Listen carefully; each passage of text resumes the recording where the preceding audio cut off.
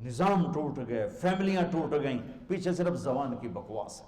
جس نے اپنی زبان پہ قابو پا لیا، جس نے اپنی زبان پہ قابو پا لیا، جس نے اپنی زبان پہ قابو پا لیا، دین بھی سلامت، دنیا بھی سلامت، عہدہ بھی سلامت، قبر بھی سلامت، جنت بھی سلامت ہے، آخرت بھی سلامت ہے۔ اللہ کے واسطے اس سے غلط بول نہ نکالو، نکل جائے تو اللہ سے معافی مانگ لو، نکل جائے تو توبہ کر لو، لیکن اپنی زبان پہ قابو پانا سیکھو، اپنی زبان پہ قابو پانا سیکھو۔ میرے نبی نے فرمایا میرا امتی ہر گناہ کر سکتا ہے، جھوٹ نہیں بول سکتا، میرا امتی ہر گناہ کر سکتا ہے، دھوکہ نہیں دے سکتا۔ میرے نبی وضو فرما رہے تھے تو صحابہ پانی نیچے سے لے رہے تھے اور پی رہے تھے۔ آپ نے فرمایا کیوں کر رہے ہو؟ کہا جی آپ کی محبت میں کر رہے ہیں۔ تو آپ نے فرمایا یہ محبت نہیں ہے، میں تمہیں بتاتا ہوں محبت کسے کہتے ہیں۔ محبت یہ ہے کہ زندگی بھر سچ بولنا ہے، جھوٹ نہیں بولنا ہے، زندگی بھر دیانتداری سے کام کرنا ہے، کسی کو دھوکہ نہیں دینا ہے، اور پڑوسی کے ساتھ اچھا سلوک کرنا ہے، چاہے وہ اچھا ہے یا برا ہے۔ یہ ہے مجھ سے اور میرے اللہ سے محبت کی صحیح اور سچی علامت کہ فَلْيَصْدُقِ الْحَدِيثَ إِذَا حَدَّثَ فَلْيُؤَدِّ الْأَمَانَةَ إِذَا اؤْتُمِنَ اور فَلْيُحْسِنْ جِوَارَ مَنْ جَاوَرَهُ۔ اگر مجھ سے اور میرے رب سے محبت کا دعویٰ ہے تو سچ بولنا، محبت کا دعویٰ ہے تو دھوکہ نہ دینا، محبت کا دعویٰ ہے تو پڑوسی سے اچھا سلوک کرنا۔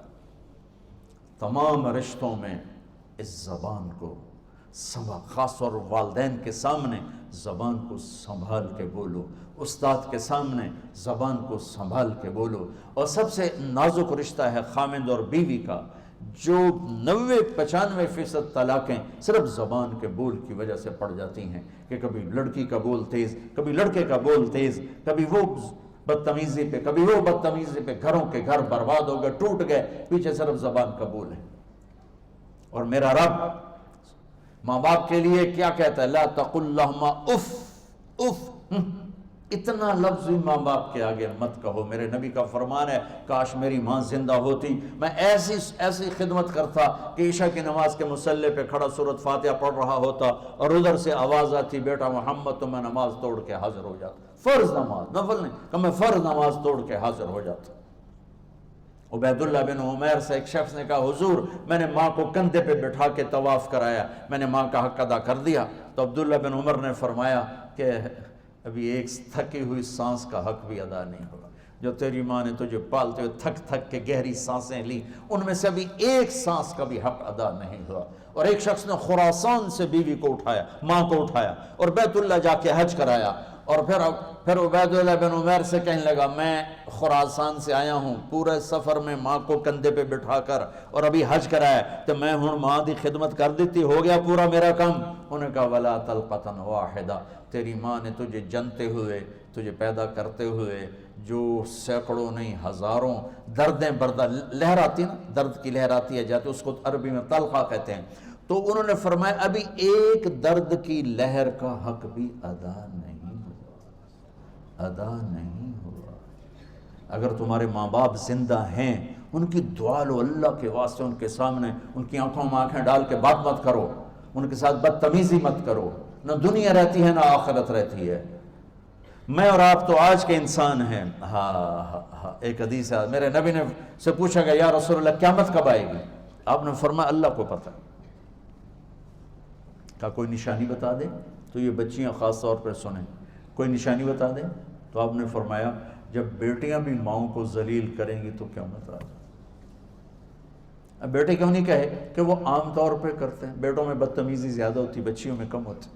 تو میرے نبی نے کہا جب بیٹیاں بھی ماؤں کو ذلیل کریں گی تو قیامت کے نکارے پہ چوٹ پڑے گی۔ یہ اتنا خوفناک عمل ہے، اتنا یہ دہشت ناک عمل ہے جو امت کو، انسانیت کو گرا دینے کے لیے کافی ہے۔ صحابی سب جنتی، اور ایک گھر سے پیغام آیا کہ میں زوجہ علقمہ پیغام بھیج رہی ہوں، میرے خامد مر رہے ہیں، کلمہ نہیں پڑھ پا رہے۔ صحابی کلمہ نہیں پڑھ پا رہے۔ 1439 ہجری نہیں ہے، میرے نبی زندہ ہیں، موجود ہیں۔ آپ تیزی سے اس کے گھر گئے، کہے بیٹا کہو لا الہ الا اللہ، کہلانے والا نبی کہنے والا صحابی کا کہو لا الہ الا اللہ، کہ یا رسول اللہ نہیں نکلتا. آپ نے ایک دم پوچھا اس کے والدین میں کوئی ہے؟ کہ جی ماں ہے. تو آپ نے پوچھا وہ ناراض ہے یا راضی ہے؟ کہ جی ناراض ہے.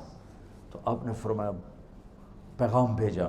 وہ الگ رہتی تھی کہ علقمہ کی اماں میں آ جاؤں یا تم آؤ گی؟ کہ جی میں آتی ہوں. وہ آ گئی. آپ نے فرمایا تم بیٹے پہ ناراض ہو؟ کہ جی ناراض ہو. کیا ناراضگی ہے؟ اب سننا غور سے سن. کیا ناراضگی؟ کہ یا رسول اللہ بہت نیک بچہ ہے، راتوں کو اٹھتا ہے، تہجد پڑھتا ہے، قرآن پڑھتا ہے، دن میں روزے رکھتا ہے، دین بہت اچھا ہے. میری ناراضگی یہ ہے جب مجھ سے بات کرتا ہے بدتمیز ہو کے کرتا ہے، سخت لہجے میں کرتا ہے.